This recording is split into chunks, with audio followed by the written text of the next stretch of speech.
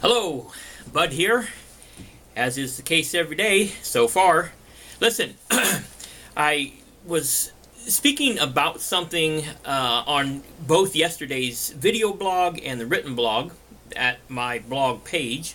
The link to the blog page is below. I was talking about reading how you and me can both benefit from being readers. And I mentioned some books. I showed you some books that I had read this year. I suggested that you be a reader.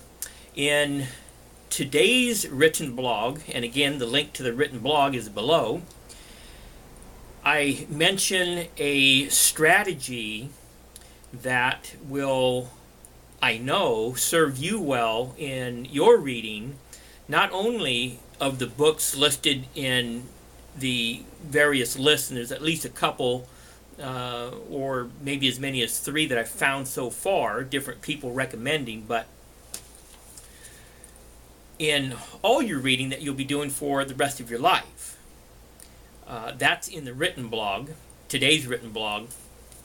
And in the written blog, I mention that if you go to the video, today's video, which the 2 videos, the written and the video blog, are accompanying one another in content. So, but I mentioned in the written blog that if you come here, then I will I will show you a little something that you can apply to what I'm suggesting in the written blog. And so I will do that here, but what I'm not going to do here is I'm not going to tell you what's in the written blog, so that you'll have to go to the written blog to find out what it is that I'm talking about. But each one of these, while good on their own merits, stand alone, putting them both together will serve you in that you'll be able to better get more out of what one is recommending. Doing one is going to help you, doing the other is going to help you, but if you do both of them, you're really going to be helped, and you can be helped more quickly. So do click on that link and listen up. This is going to be brief, and I didn't do the stopwatch. Let me just cover the typing today. Today's the 13th day on the typing challenge, and I'm at 35 words per minute, 4.8 error percentage in 10 minutes and 15 seconds. So I did go down in error, but I stayed the same in words per minute. That's fine. I slowed down a little bit, which is why my time is up from yesterday's 10:09 to today's 10:15. But I apparently, while not having as much error, obviously I went slower than what I did yesterday. So I guess that's what that error percentage is speaking to. It makes an adjustment for in words per minute for how long it takes / how much error. So I guess that's what that's all about. At any rate, this is about reading, and this is about something that's going to help you to get started right away to reduce your reading time, the time it takes you to read, which will do what? It will increase your reading words per minute. Okay, so you're cutting down on time, but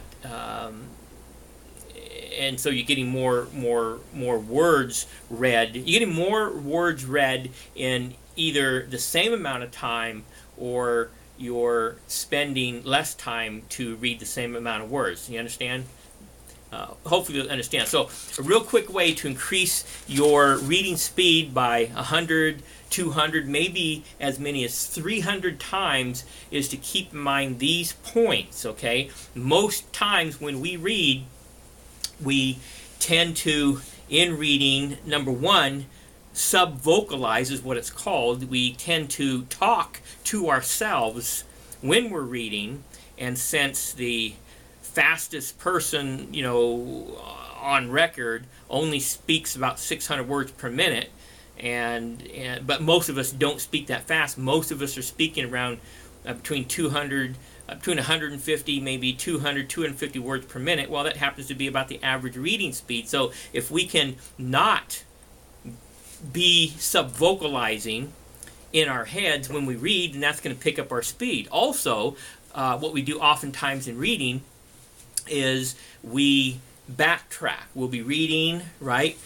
We'll be reading, and then we will stop and come back here because our mind is drifting, and so if we're not sub-vocalizing, and if we're not going back and rereading a word or a sentence, then we're just all that much more quicker in our reading. Another thing that you can do to immediately increase your reading speed or your reading words per minute is because when we look at something, we just don't see what we're looking at. We see to the left and to the right of it.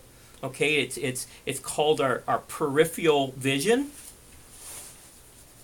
If you start your reading at the first word on a sentence line, if you end your reading at the last word on a sentence line, then as you can see in both cases, both at the end and at the beginning, you have all this white space. That's wasted peripheral vision. Okay? So because you can see to the left and to the right of whatever word you're looking at, there's no need to begin at the first word in the sentence, and there's no need to end on the last word of the sentence. You want to start at least one word in, at the beginning, and end the sentence at least one word in from the end. Because you don't read steadily across.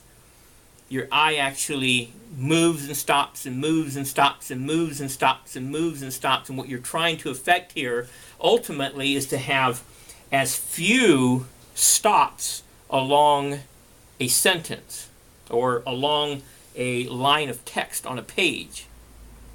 And one of the ways you can affect that is to start at least one word in from the beginning, stop one word in from the end, and that's going to reduce the number of stops you have per line, which is going to what?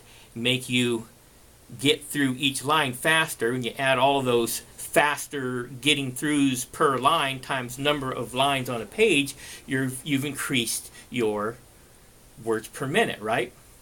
So you add all those three together, and you have fewer stops per line, so you're reading each line quicker. You're not going back, so you're reading quicker. You're not sub-vocalizing, so you're able to go more quickly than what other people can read, because people can only read at the rate at which they can talk, which on average about 200 to 300 words per minute, let's say.